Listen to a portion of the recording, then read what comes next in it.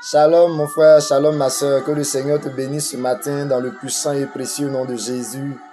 Je veux partager avec toi une parole de l'Écriture dans le livre de Genèse, le chapitre 26 à partir du verset 1, où la Bible nous parle de l'histoire d'Isaac qui était dans le pays. Et la Bible dit qu'il y a eu une famine. À cause de cette famine, il avait l'intention de se rendre, oui, en Égypte. Mais le Seigneur l'a interpellé pour lui faire savoir qu'il n'était pas convenable pour lui de descendre en Égypte et d'écouter sa voix, de rester dans le pays, parce qu'il avait une bénédiction pour lui. Et la Bible nous dit à partir du verset 12, malgré la sécheresse, Isaac sema dans ce pays et il recueillit cette année le centuple, car l'Éternel le bénit. Cet homme devint riche et il alla s'enrichissant de plus en plus, jusqu'à ce qu'il devint fort riche. Le Seigneur a une bénédiction pour toi, a une faveur pour toi. Et lorsqu'il te parle, lorsque tu lui obéis, sa grâce ne cesse de surabonder sur toi. Malgré la sécheresse qui était dans le pays, puisque c'était la parole de l'Éternel à l'endroit d'Isaac, de rester dans le pays, le Seigneur est celui qui a béni Isaac. La Bible dit qu'il a semé dans le pays et il a récolté au centuple, 100 fois ce qu'il devait récolter.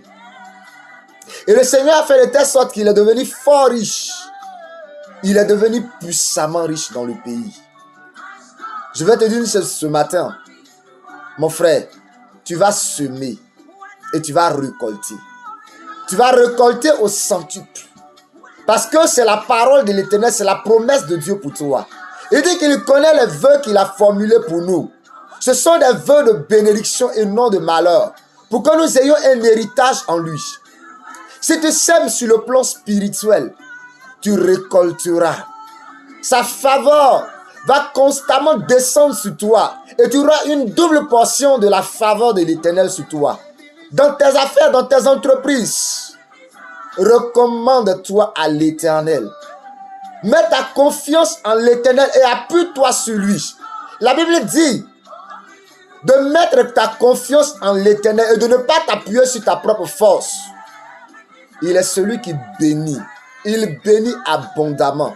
Il bénit au-delà de ton espérance. Isaac a placé sa confiance en l'Éternel. Il s'est fondé sur la parole de Dieu. Si tu reçois une parole personnelle de la part du Seigneur, applique-toi à obéir au Seigneur. Et le Seigneur te bénira bien au-delà de tes pensées, comme il a béni Isaac. Sois béni ce matin au nom de Jésus.